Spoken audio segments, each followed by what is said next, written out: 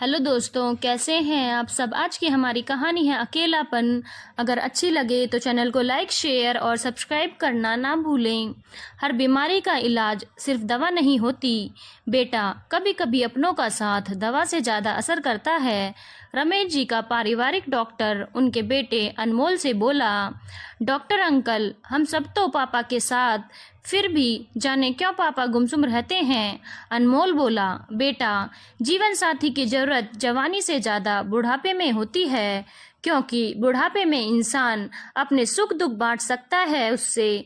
उम्र के ऐसे मोड़ पर जीवन साथी का बिछड़ना सहन नहीं कर पा रहे रमेश जी, इसीलिए अकेले पड़ गए हैं। यही अकेलापन इनकी बीमारी की वजह है। डॉक्टर बोले, अंकल, जितना वक्त हम दे सकते हैं उतना दे रहे हैं। बाकी हमारी भी तो अपनी मजबूरियां हैं, नौकरी है, बच्चों की पढ़ाई है।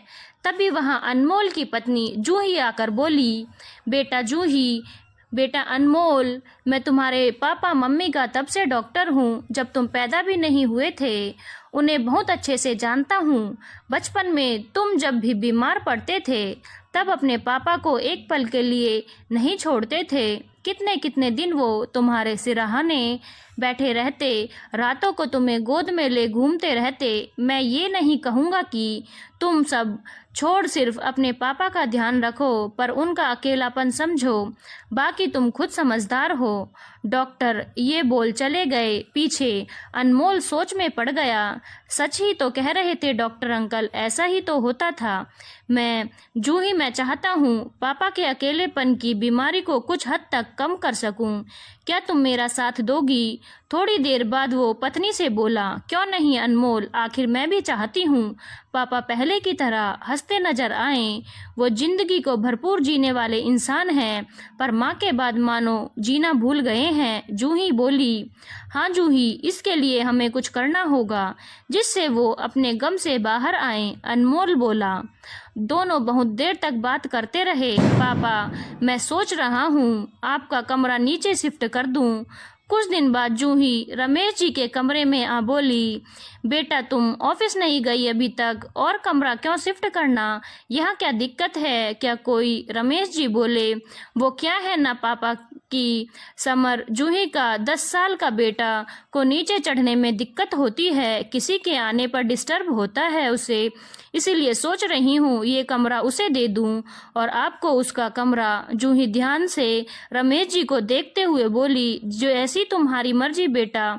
रमेश जी बुझे स्वर में बोले। जूही समझ रही थी पापा का कमरा छोड़ने का मन नहीं है, आखिर इसमें उनकी माँ के साथ यादें जो हैं। ठीक है पापा, आप आराम कीजिए, मैं वो कमरा आपके लिए तैयार करवाती हूँ। आज छुट्टी ली है मैंने, तो ये काम निपटा लूँ। जूही ये बोल चली गई। पीछे रमेश जी की पत्नी तस्वीर निहारने लगे। देख रही हो अनमोल की माँ, तुम्हें लगता था तुम्हारे बेटा बहू लाखों में एक हैं, पर वो भी बाकियों की तरह ही निकले। वो दुखी हो बोले, दादू, मैं आज से आपके रूम में रहूंगा, मम्मा ने बोला है। थोड़ी देर बाद उनका पोता समर स्कूल से आ बोला, हाँ बेटा। अपनी आंखों के कोरों पर आए आंसू पोंछते हुए रमेश जी बोले, चलिए पापा अपने नए कमरे में। थोड़ी देर बाद जूही उन्हें सहारा दे नीचे ले गई। कमरे में जा रमेश जी हैरान रह गए।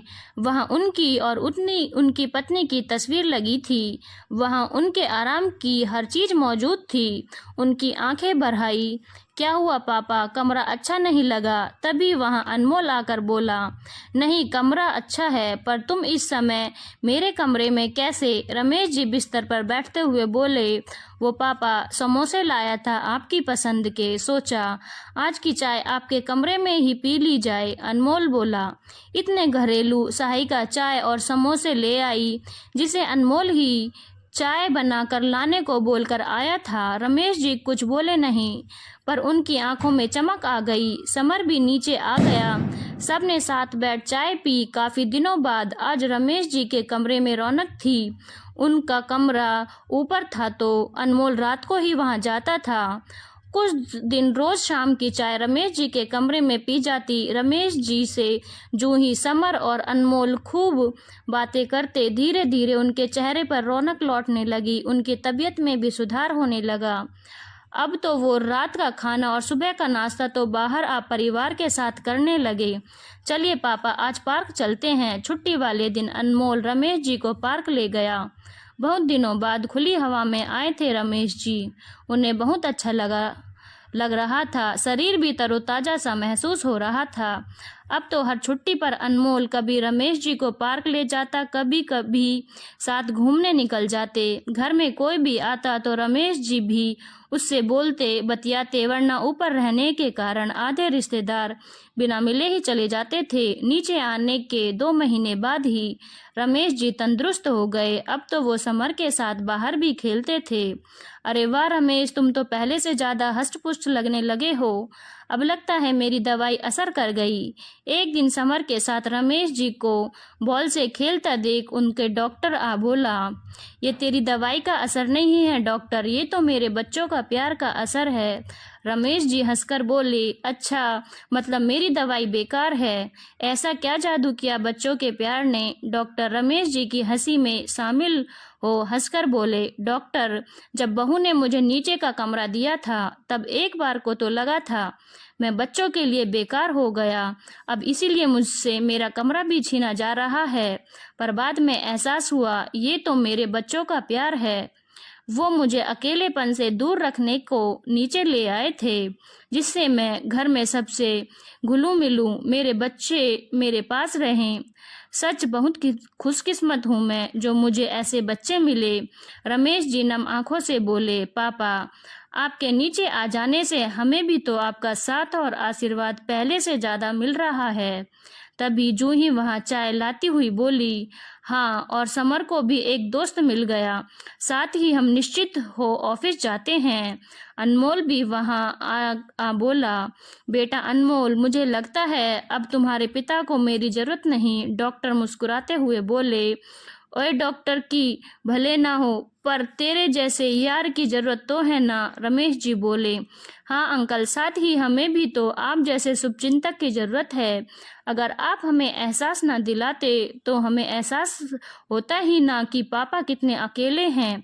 अनमोल बोला, ओहो, ये बड़े लोग भी बस एक दूसरे की तारीफ शुरू कर देते हैं। मैंने अपना कमरा दादू को दे दिया, उसका क्रेडिट कोई नहीं दे रहा मुझे।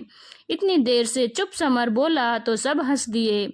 अरे समर बेटा, तू तो मेरा सबसे प्यारा बच्चा है। मम्मी पापा के ऑफिस जाने के बाद तू ही तो मुझे संभालता है।